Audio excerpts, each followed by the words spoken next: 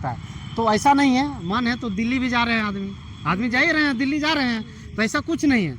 अच्छा, तो तब दिल्ली जाने वाले हैं क्या जयराम महतो?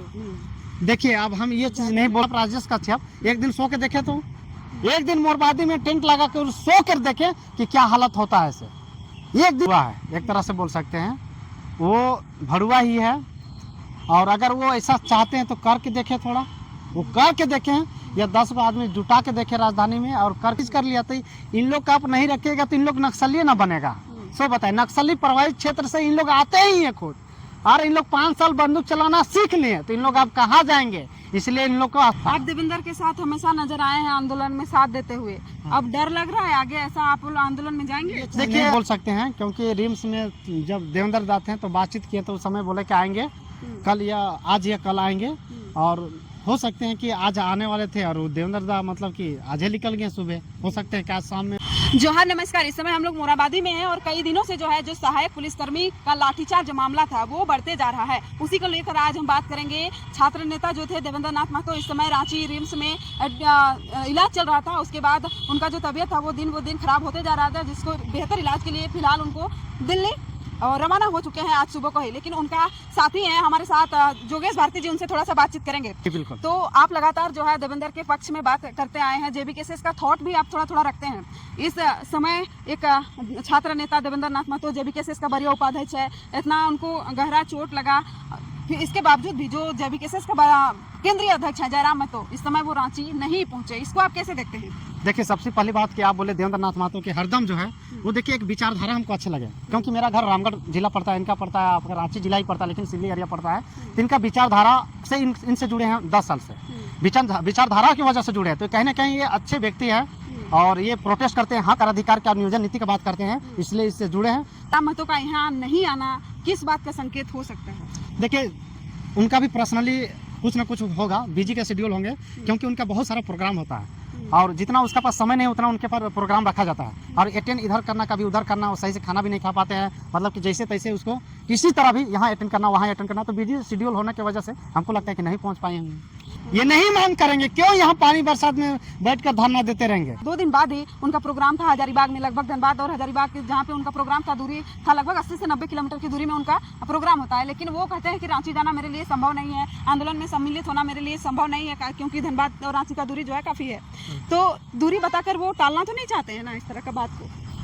देखिए, अब उनका क्या विचार में है, नई विचार में उनको शायद स्थिति उधर पड़ गया होगा, क्योंकि दूरी तो देखिए, अब दूरी तो हमको तो रामगढ़ और रांची भी दूर पड़ता है, जिसके पास पैसा नहीं हो तो दूर ही पड़ेगा, भाड़ा नहीं है तो कैसे आएगा। तो दूर एक तरह से बोल सकते हैं, अगर आदमी का मन रहेगा तो कहीं भी जा सकता है। तो ऐसा नहीं है, मन है तो दिल्ली भी जा रहे हैं, आदमी जा ही रहे हैं, दिल्ली जा रहे हैं, तो ऐसा कुछ नहीं है। अच्छा, तो दिल्ली जाने वाले हैं क्या जयराम महतो?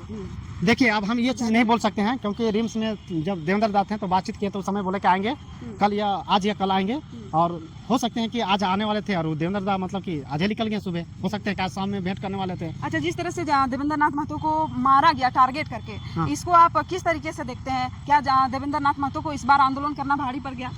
भारी नहीं है, पहली बार जो है 6ठी जेपीएससी में भी इसका मार हुआ था, उससे ज़्यादा अभी इनमें पड़ा, लेकिन ये अन्याय है, बहुत गलत है। ये लाठी डंडा से नहीं पीटना चाहिए, इससे समझौता करना चाहिए, डेलीगेट्स में बुलाना चाहिए कि आइए समझौता कीजिए, क्या आपका निर्णय है, क्या मांग कर रहे हैं, इन पे चर्चा होना चाहिए। लाठी डंडा करके एक नुकसान ही हुआ, और क्या हुआ? नुकसान ही हुआ। आखिर के समस्या पेन और कलम से ही होता है, कलम से। लेकिन कुछ लोग इसको राजनीतिक घटना बता रहे हैं, मतलब कह रहे हैं कि ऐसा करके वो राजनीतिक चेहरा बनाना चाह रहे हैं। देखिए, जो इस तरह बोल रहा है वो भड़ुआ है, एक तरह से बोल सकते हैं वो भड़ुआ ही है। और अगर वो ऐसा चाहते हैं तो करके देखें, थोड़ा वो करके देखें, या 10 आदमी जुटा के देखें राजधानी में और करके देखें प्रोटेस्ट, या 10 दिन धरना राजभवन में बैठ कर वो करके देखें, तब उनको पता चलेगा कि क्या हालत रहता है रांची राजधानी में धरना देने से या प्रोटेस्ट करने में। जो इस तरह कर रहा है गलत बयान है, कहीं ना कहीं वो समझ से बाहर है वो। अच्छा, और अभी आंदोलन होने के बाद सहायक पुलिसकर्मियों को जो 30% वृद्धि मानदेय को लेकर हुआ, उसमें वो लोग खुश नहीं है, तो आप क्या कहना चाहिएगा? क्या ये सही हुआ, मतलब होना चाहिए इतना ही?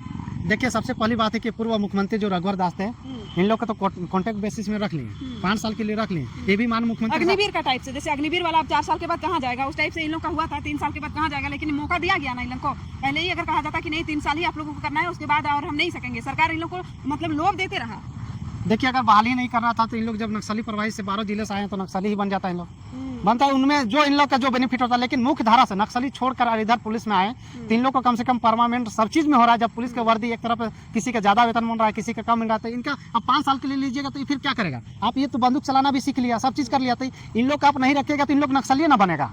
सो बताए नक्सली प्रभावित क्षेत्र से इन लोग आते ही है खुद और इन लोग 5 साल बंदूक चलाना सीख लिए तो इन लोग आप कहाँ जाएंगे। इसलिए इन लोग को अस्थायी कर देना चाहिए और जो वेतन है 30,000 तो दे देना चाहिए। अभी देखिए कि मुख्यमंत्री सब जितना विधायक की सबका पेमेंट बढ़ रहा है मंथली बढ़ रहा है कहाँ से बढ़ रहा है। इतने करप्शन कर रहे हैं कहाँ से करप्शन कर रहे हैं। अरे उस करप्शन को हटाइए और इन लोग को दीजिए पेमेंट वेतन दीजिए सही तरीके से। लोग ड्यूटी कर रहे हैं निभा रहे हैं पानी धूप हो बरसात हो सब चीज में लोग ड्यूटी करते हैं। आज कांग्रेस का एक विधायक है राजेश कच्छप जी हाँ। खिजरी से हैं। उनका कहना है कि जो सहायक पुलिस है ये विपक्ष का बात से चलता है मतलब विपक्ष उकसा रहा है और उसका हिसाब से ये लोग काम कर रहे हैं। नहीं ऐसा कुछ नहीं है। आप इनको जो मांग है वो चीज कर दीजिए पूरा।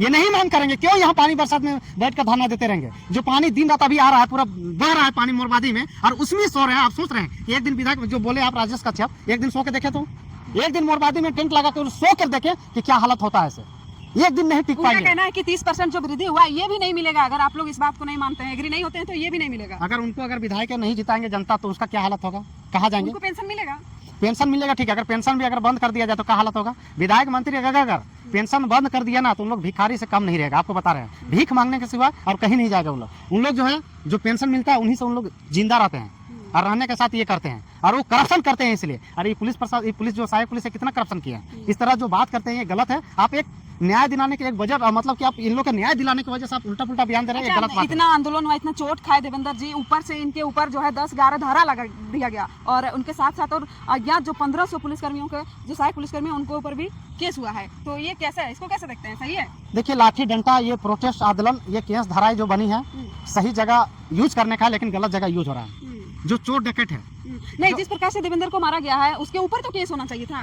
तो वही चीज हम बोलने जा रहे हैं कि जिस पे होना चाहिए उन लोग पर नहीं हो रहा है। आज उनको लाठी डंडा से पीटा गया और पुलिस खुद मारा उसको और खुद उन्हीं को सुरक्षा कर रहे हैं।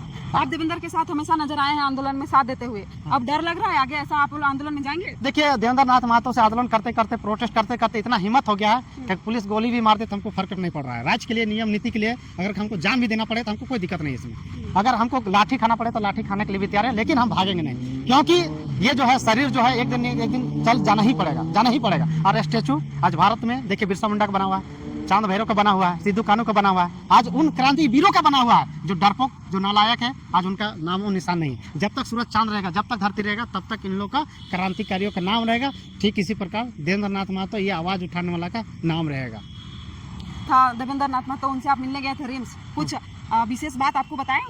देखिए विशेष बात वही बताएं कि जोगेश बहुत दुख और तकलीफ में जी रहे हैं और हमको आंसू आने का जैसा लगने लगा कि ऐसा राज्य के जो मतलब कि एक तरह से बोल सकते हैं कि ऐसा हमको लगता है कि धरती में पैदा होगा कि नहीं होगा क्रांतिकारी हमको समझ में नहीं आता नहीं होगा। हमको लगता है एक सच्चे ईमानदार व्यक्ति ना किसी से पैसा लेने वाला ना किसी से खाने वाला खाना ना किसी से चाय पीने वाला आज को ऑन कैमरा के सामने बोल रहे हैं कि आज किसी से भी कमेंट करके इतना जो आपका जो भी फॉलोवर है कि 10,000 अगर फॉलोवर है 12,000 फॉलोवर है 12,000 फॉलोवर में एक आदमी से भी चाय नहीं पिया होगा। तो वैसे व्यक्ति हैं तो अगर वैसे व्यक्ति का अगर जान माल हानि होता है तो फिर राज्य के लिए कौन आएगा। कोई नहीं आने वाला। अरे कोई नहीं आना। कितना विधायक मंत्री लोग के बेटा के भी यहाँ लाठी डंडा खाना चाहिए। उन लोग कितना प्रोटेस्ट किया कितना झारखंड बंदी किया। वीडियो सीओ के बेटा अधिकारी बेटा कितना आया। उन लोग का आराम से पैसा मिल रहा है फ्लैट मिल रहा है तैयारी कर रहा है जूझ रहा है। सब आम किसान गरीब किसान के बेटा जूझ रहा है लड़ना भी पड़ रहा है एग्जाम में बैठना पड़ रहा है पैसा भी नहीं है काम करके भी करना पड़ता है इधर बेटर में काम करके फॉर्म भरना पड़ता है और तैयारी करना पड़ता है। तो कितना स्ट्रगल सब गरीब किसान लोग कर रहे हैं किसान के बेटा कर रहे हैं।